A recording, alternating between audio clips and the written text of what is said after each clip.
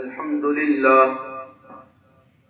لله نحمده ونستعينه ونؤمن به ونتوكل عليه ونعوذ بالله من شرور أنفسنا ومن سيئات أعمالنا من يهده الله فلا مضل له ومن يضلله فلا هادي له ونشهد أن لا إله إلا الله وحده لا شريك له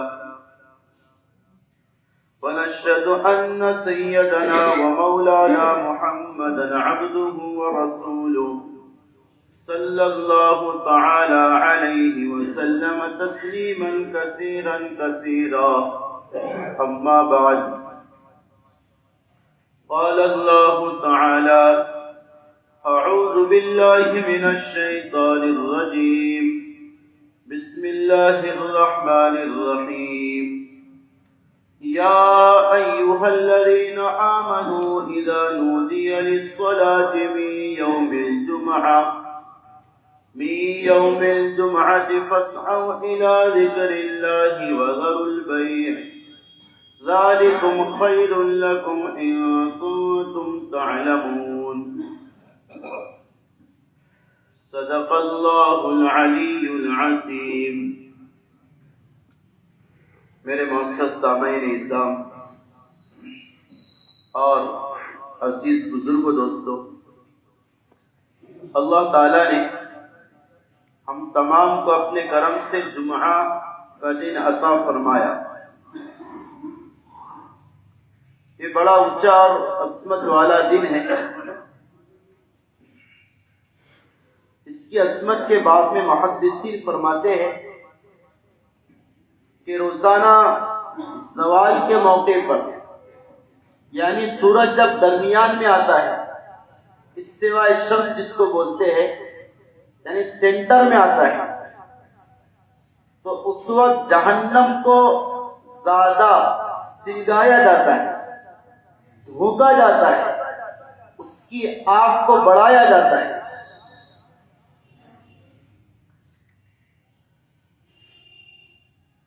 اب یہ بڑھایا کیوں جاتا ہے؟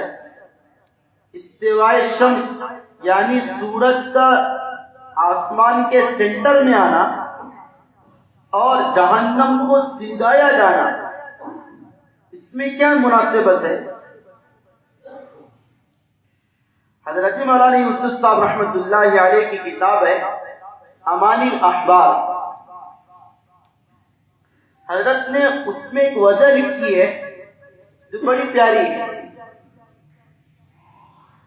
اور وہ یہ ہے کہ جب زوال کا ٹائم ہوتا ہے تو شیطان زمین سے آسمان کی طرف چلا جاتا ہے اور وہ سورج سے قریب ہونے لگتا ہے، تو شیطان چونکہ آسمان کی طرف آ رہا، یہ منحوس ہے، یہ لعین ہے، اس کے آمد کی لعنت کی وجہ سے جہنم کو سلگایا جاتا ہے۔ اسی وجہ سے زوال کے وقت میں نماز پڑھنا منع ہے۔ وجہ کیا ہے؟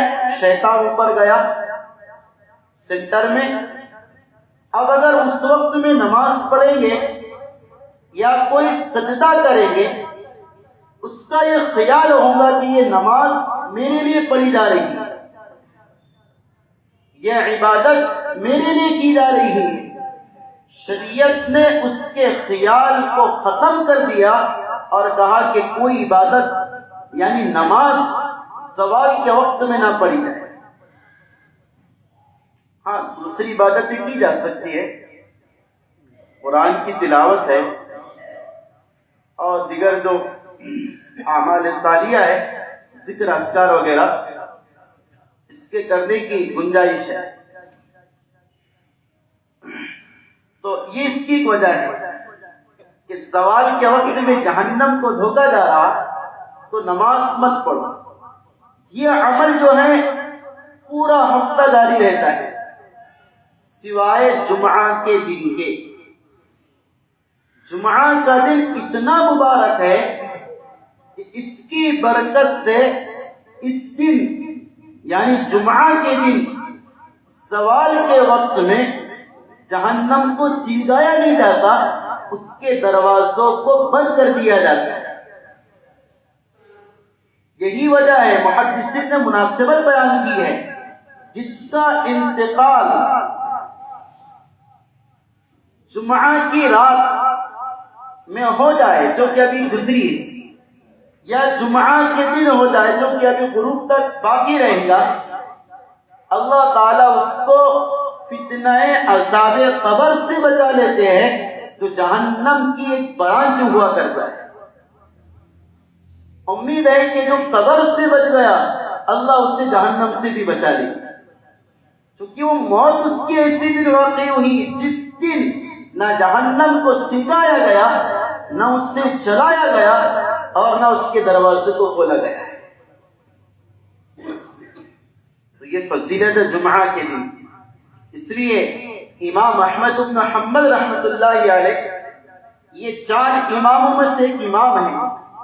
حضرت فرماتے ہیں، یہ حضرت کا پرستن مذہب ہے، ہمارا نہیں ہے، میں بات آئی تو آپ کو ذکر کر دے رہا۔ ان کے نزدیک جمعہ کی نماز زوال کے وقت اور زوال سے پہلے بھی پڑھ سکتے ہیں۔ کیوں؟ کیونکہ ریزن نہیں ہے، جو روزانہ ریزن ہوتا نا جہنم کو سلگانے کا، وہ جمعہ میں بند ہے۔ اس وجہ سے حضرت فرماتے ہیں جمعہ کی نماز زوال کے وقت میں بھی ادا کی جا سکتی ہے۔ یہ حضرت کی اپنی ذاتی اور پرستر رائے ہے، گرچہ ہمارے نزدیک زوال کے بعد ہی جمعہ پڑے۔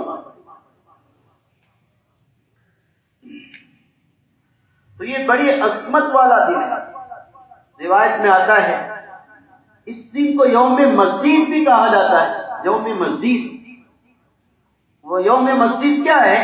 قرآن کہہ رہا لَهُمْ مَا يَشَاءُونَ عِنْدَ رَبِّهِمْ وَلَدَيْنَا مَزِيدٌ۔ جنتیوں کے لیے جنت میں جو وہ چاہیں گے وہ ہوگا، اور مسجد بھی اللہ انہیں عطا فرمائیں گے۔ مسجد کی تفسیر مفسرین کی جماعت کے مطابق وہ اللہ کا دیدار ہے، اور اللہ کا دیدار اللہ تعالی جمعہ کے دن اپنے بندوں کو عطا فرمائیں گے۔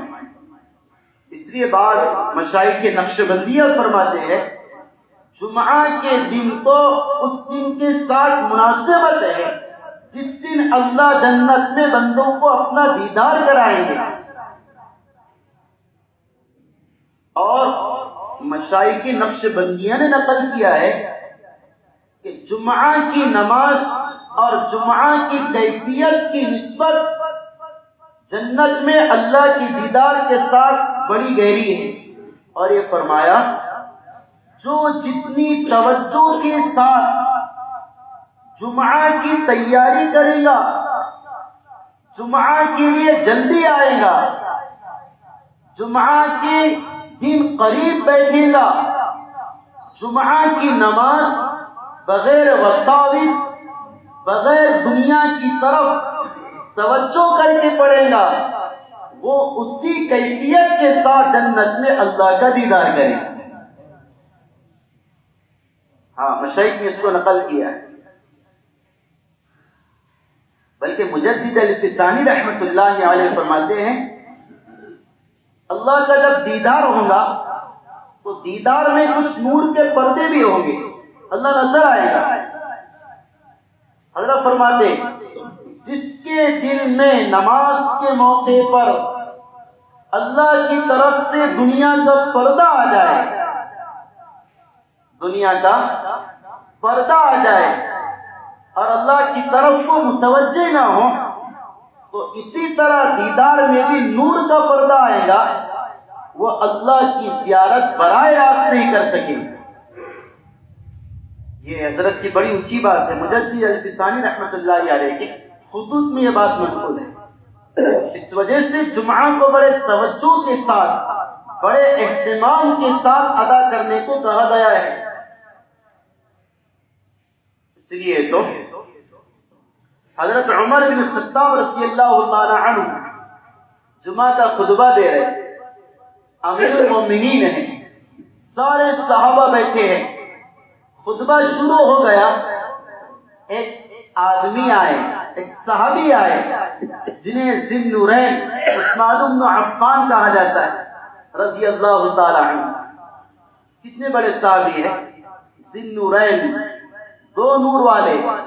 ان کو دو نور والے اس وجہ سے کہا جاتا ہے، ان کے نکاح میں نبی کی دو بیٹیاں تھیں، دو نبی کے لخت جگر ان کے نکاح میں تھے، اس وجہ سے حضرت عثمان کو ذی النورین کہا جاتا ہے۔ وہ تشریف لائے، ہوتا نا ایسا، امام خطبہ دے رہا اور کوئی خطبے کے دوران آ جاتا ہے، تو حضرت عثمان بھی آ گئے، آئے فوراً وضو کیے اور دبے قدم مسجد میں آ کر بیٹھنے لگے۔ حضرت نے فوراً کہہ دیا خطبہ شروع ہے، خطبے کے دوران احاصل آن کہ یہ وقت آنے کا ہے، خطبہ شروع ہو گیا تم لیٹ آ رہے۔ اللہ اکبر، سارا مجمع ہے، ساری محفل ہے، آنے والے حضرت عثمان بن عفان ہیں اور حضرت عمر سب کے سامنے کہہ رہے کہ یہ آنے کا کوئی وقت ہے، اتنا لیٹ جمعہ میں آ رہے آپ۔ تو صحابہ تو بڑے دل کے سیدھے سادے تھے، اس پر کوئی برا نہیں مانا۔ ہمارا کسی کو نصیحت کی جاتی ہے نا، اگر اس کے خلاف ہو مزاج کے تو دل میں برا مانتا ہے۔ اس لیے تھانوی فرماتے ہیں لوگوں کو صالح سے کوئی دشمنی نہیں، مصلح سے دشمنی ہوتی ہے۔ لوگوں کو صالح آدمی سے کوئی دشمنی نہیں، مصلح یعنی جو تربیت کی فکر کرتا ہے، تربیت کی کوشش کرتا ہے، لوگ اسی کے خلاف ہو جاتے ہیں۔ جیسے رسول اللہ صلی اللہ علیہ وسلم نبوت ملنے سے پہلے صالح ہے، نیک ہے، کفار مکہ بھی احترام کیا کرتے تھے اور امین اور صادق کہا کرتے تھے، لیکن جیسی نبی بنائے گئے اور دعوت دی تو سارے قریش اور مکہ والے دشمن ہو گئے۔ وہ نصیحت کرنے والے سے اس طرح کیفیت بعض مرتبہ پیدا ہوتی، لیکن یہ تو اصحاب رسول ہیں، یہ جانتے ہیں یہاں کی نصیحت پر عمل کرنا آخرت کی کامیابی کا یقیناً ذریعہ ہے۔ حضرت عثمان نے کچھ نہ کہا کہ آپ بھرے محفل میں مجھ کو ایسا کہہ رہے، سب کے سامنے ٹوک رہے لیٹ آنے پر، کہا کہ حضرت اللہ گواہ ہے، بلکہ امام طاہوی نقل کیا قسم کھائی، خدا کی قسم حضرت میں کام میں مشغول تھا، بازار میں تھا، ایک کام میں تھا، دور تھا، اذان جیسی سنی ویسی میں اپنا کام چھوڑ کر واپس آنے لگا، مسجد کی طرف روانہ ہو گیا، میں نے جلدی میں غسل بھی نہیں کیا، صرف وضو کر کے مسجد میں آ گیا، یعنی جان بوجھ کر میں نے تاخیر نہیں کی۔ اس سے علماء کرام فرماتے ہیں کہ غسل جمعہ کا سنت ہے، واجب نہیں، کرنا چاہیے، اور اس غسل کی فضیلت بھی ہے کہ گناہ صغیرہ بدن کے سارے معاف ہو جاتے ہیں۔ لیکن اگر کوئی نہ کرے، بیمار ہے اور کوئی معذور اور مجبور ہے، مسافر ہے اور غسل اور پانی کا انتظام نہیں، تو بزرگ و دوستوں وہ نہ کرے تو بھی اس کا جمعہ ہو جائے گا۔ اور محدثین نے نقل کیا ہے جیسے غسل جنابت یعنی ناپاکی کا غسل ہم بہت اہتمام سے کرتے ہیں اور ناک میں اچھی طرح پانی ڈالتے، کلی اچھی طرح کرتے، جو جوڑ کی جگہ ہے، مقام ہے، اس سے اچھی طرح گھستے ہیں کہ کئی بال کے برابر جگہ سوکھی نہ رہ جائے۔ فرمایا اسی طرح جمعہ کے سنت غسل کا بھی اہتمام کرنا چاہیے تاکہ بدن کے ہر حصے سے اور ہر پارٹ سے وہ بھنا دھل کر نکل جائے۔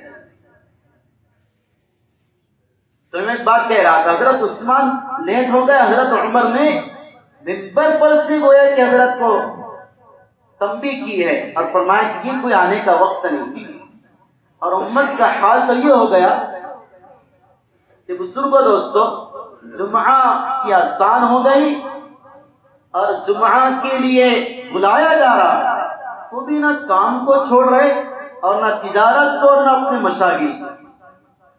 دیکھو بعض لوگ کہتے ہیں نبی کے زمانے میں جمعہ کی صرف ایک اذان تھی، اور یہ صحیح بات ہے۔ شروع زمانے میں زیادہ کثیر مجمع نہیں تھا، اس لیے ایک اذان جو خطبے سے پہلے خطیب کے سامنے دی جاتی ہے وہی اذان کی صرف، وہ اذان حضرت بلال وغیرہ رضی اللہ تعالیٰ عنہ دیا کرتے ہیں۔ اسی طرح حضرت ابو بکر کے زمانے میں ایک اذان تھی، پھر حضرت عمر کے زمانے میں ایک اذان تھی، لیکن جب حضرت عثمان کا زمانہ آ گیا اور لوگ بہت کثیر ہو گئے اور یہ محسوس کیا جانے لگا کہ اگر پہلی اذان ہی رکھی جائے تو لوگ پہلی اذان کو سن کر چکے خطبہ شروع ہو جاتا ہے، آنے میں لیٹ ہو جائیں گے، تاخیر ہو جائیں گی، اس لیے جلدی بلانے کے لیے، جلدی لانے کے لیے وہ جو اذان ہے، جو پہلی اذان جو ہمارے عرف میں کہی جاتی ہے، وہ اذان حضرت نے شروع کرائی مقام زورہ پر۔ اب یہاں پر بہت سے لوگ کہتے پھر یہ اذان تو نبی کے زمانے میں نہیں تھی پہلی اذان، حضرت عثمان نے اسے کیسے رائج کر دیا؟ تو ایک اصول سنیے آپ، جیسے قرآن کی بات حجت ہے، دلیل ہے، حدیث کی بات دلیل ہے، اسی طرح صحابہ کا اجماع اور صحابہ کا کسی مسئلے پر اتفاق کر لینا یہ بھی حجت اور دلیل ہے۔ حضرت عثمان نے یہ پہلی اذان رائج کی اور شروع کروائی، کسی صحابی نے نکیر نہیں کی، انکار نہیں کیا، ابجیکشن نہیں اٹھایا، تو پتہ چلا سارے اصحاب رسول کی رائے اور اتفاق سے بات طے ہو گئی جمعہ میں 2 اذان دی جائے گی۔ ورنہ صحابہ اسلام کے خلاف کوئی بات برداشت کر سکتے نہیں، صحابہ کی شان کے خلاف ہے، لا یخافون لومۃ لائم، وہ دین کے لیے کسی سے نہیں ڈرتے۔ حضرت عمر کو خلیفہ بنایا گیا رضی اللہ تعالی عنہ، منبر پر چڑھے، کہا کہ دیکھو میں خلیفہ بنایا گیا، اگر مجھ سے اسلام کے خلاف کوئی چیز تم دیکھو تو مجھے نکیر کرو۔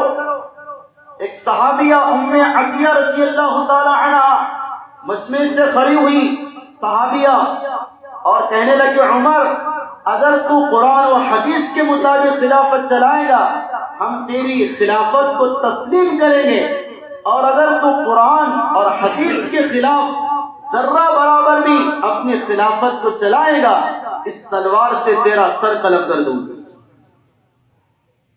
یہ دینی حمیت کی صحابہ کی دین کے بارے میں، کسی کے مجال کے دین میں کوئی چیز پڑھا دے، لیکن یہ چیز سارے صحابہ کی رائے سے طے ہوئی، یعنی اجماع ہو گیا کہ اب جمعہ میں 2 اذان دی جائے گی، لہذا پہلی اذان سوال کے بعد اور دوسری اذان خطبے سے پہلے۔ اور جو قرآن کہہ رہا کہ جب تم اذان کی آواز سنو تو تجارت کو چھوڑ دو، جمعہ کی تیاری کر کے جلدی سے جمعہ کے لیے آ جاؤ، اس سے خطبے کی اذان نہیں بلکہ مفسرین کا اتفاق ہے اس سے پہلی اذان مراد ہے، کہ جب تم پہلی اذان خطیب کی سن لو تو آپ جمعہ کے لیے چلو۔ ہاں مکروہ لکھا علماء نے، پہلی اذان کے بعد بیع کرنا، معاملہ کرنا، بزنس کرنا، تجارت کرنا، مزدوری کرنا، پیشہ کرنا، کام کرنا، اس کو مکروہ لکھا ہے۔ دیکھو نا کیا حال ہے، جمعہ سوال ہو گیا، پہلی اذان ہو گئی، بہت سے مزدوروں کے کام جاری ہے، بہت سے تاجروں کی تجارت جاری ہے، بہت سے کاشتکاروں کی کاشتکاری جاری ہے، کوئی اللہ کے حکم اور رسول اللہ کے طریقے کا پاس نہیں رہا۔ بلکہ ہمارے مشائخ تو فرماتے سنڈے کی چھٹی کے بجائے فرائیڈے کو ہالیڈے منایا کرو۔ ہاں یہ اسلامی دن ہے، گرچہ ناجائز نہیں ہے، سنڈے کی چھٹی کی گنجائش ہے. میں فتویٰ نہیں دے رہا کہ بھائی سنڈے کی چھٹی مفتی عظیم صاحب نے ناجائز بتائی، ایسی بات نہیں ہے.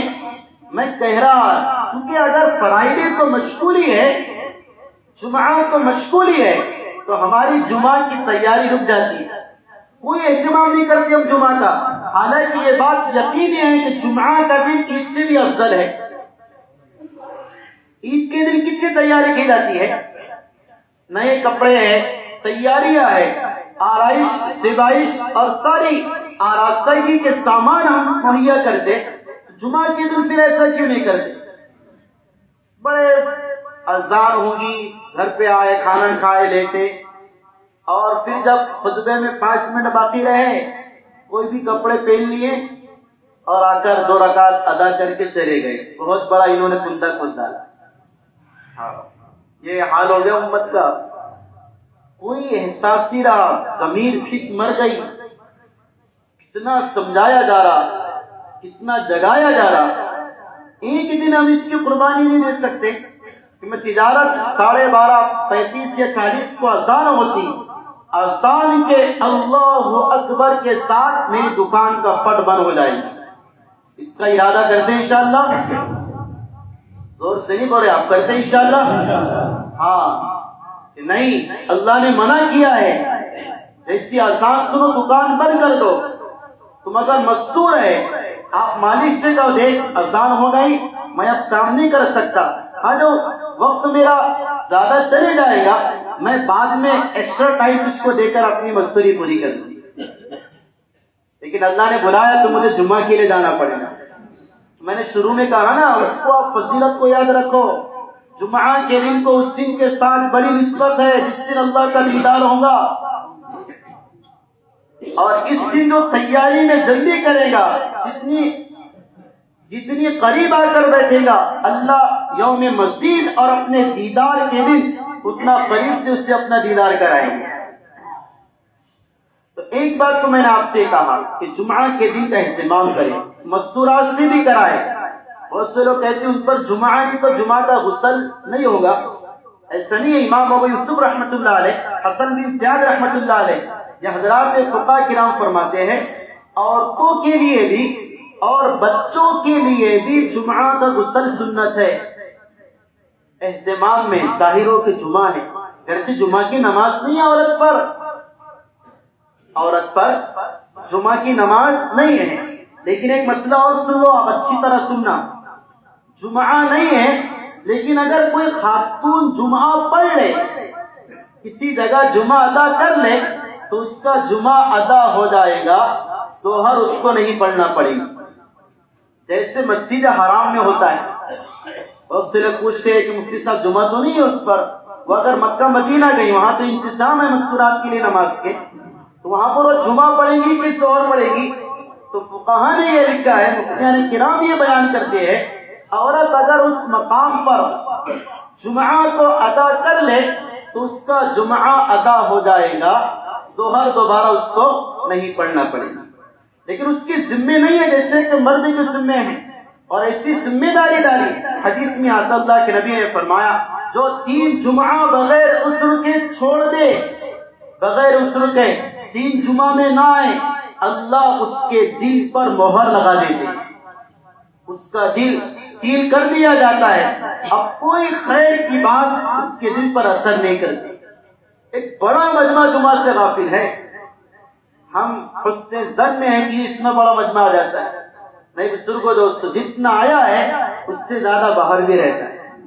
امت کے بے دینی کی سطح یہاں تک پہنچ گئی، جمعہ کا بھی اہتمام نہیں رہا امت میں. یہ محنت کی کمیوں کے اثرات ہیں. اسی طریقے سے بزرگوں دوستو، جمعہ میں جب آ گئے، اہتمام سے آئے، خطبہ شروع ہو جائے، کوئی لغو اور کوئی لایانی عمل نہ کرے. حدیث میں آتا جمعہ کا ثواب کتنا زیادہ ہے. آپ ابھی گھر سے چلے ہوں گے غسل کر کے، اچھے کپڑے پہن کر، مسواک کر کے، خوشبو لگا کر، اللہ کی قسم آپ کے ہر ایک قدم پر آپ کو 1 سال کی تہجد اور 1 سال کی روزوں کا ثواب ملے گا. اس لیے جمعہ میں پیدل آنا افضل ہے، پیدل آیا جائے. اگر کوئی عذر نہ ہو تو کوئی عذر ہے، مجبوری ہے تو آ سکتے ہیں آپ، کوئی بزرگ ہے چل نہیں سکتا ہے تو اس کے لیے گنجائش ہے. ابھی اتنا بڑا ثواب ہے، لیکن آپ آئے یہاں پر، آپ بیٹھ گئے، امام خطبہ دینے چڑھ گیا اور خطبہ شروع ہونے کے بعد آپ نے تھوڑی سی لایانی حرکت کر دی. جیسے مثال کے طور پر حرکت بھی کیسی دیکھو، واش کرنا، اس پر مار کرنا. میں جو بات کہہ رہا، میں باتیں کر رہا تھا خطبے کے شروع میں، انہوں نے مجھ سے کہہ دیا او خاموش بیٹھ. سمجھے؟ کوئی اگر بات کر رہا تھا اور اس کو کسی نے کہہ دیا خاموش بیٹھ، خطبہ ہو رہا. اگر کسی نے اس طرح بھی کر دیا، رسول اللہ صلی اللہ علیہ وسلم نے فرمایا اس کا جمعہ کا سارا ثواب ڈیلیٹ اور ضائع ہو جاتا. یہ جو ثواب ملا تھا نا، یہ سارا ثواب لغو ہو جاتا. فقد لگا، اس کا سارا ثواب لغو ہو گیا، یعنی بیکار ہو گیا. دیکھو دوسرے کو چپ کرانے پر یہ ہو سکتا ہے، تو خود اگر کوئی بات کرے گا، کوئی اگر اپنے کپڑوں سے کھیلے گا، موبائل سے کھیلے گا، یا پھر جائے نماز سے کھیلے گا، تو اس کے ثواب کو کیا ہوگا؟ اس لیے خطبہ توجہ سے سنا جائے. اس لیے فرمایا، دیکھو ایک مسئلہ آپ سن لو. اوقات ایسا ہوتا ہے خطبہ دینے کے لیے خطیب چڑھ آتا ہے، کسی کی نماز کبھی مکمل نہیں ہوتی.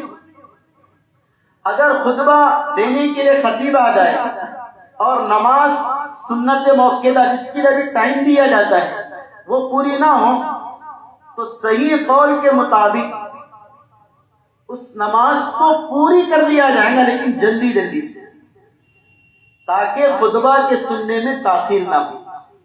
جیسے آپ کی 3 رکعت ہو گئی اور امام صاحب آ گئے، تو آپ کو یہ حکم دیا کہ جلدی سے آپ سورہ اخلاص یا سورہ کوثر نہ آتے نہ پڑھ کے نماز پوری کر لے اور خطبہ سننے میں لگ جائے. نماز جیسا عمل اس کو مختصر کرنے کو کہا جا رہا ہے. کس کے لیے بولو؟ خطبہ سننے کے لیے. نماز توڑیں گے نہیں، توڑنا نہیں ہے، لیکن کیا کرنا ہے بولو؟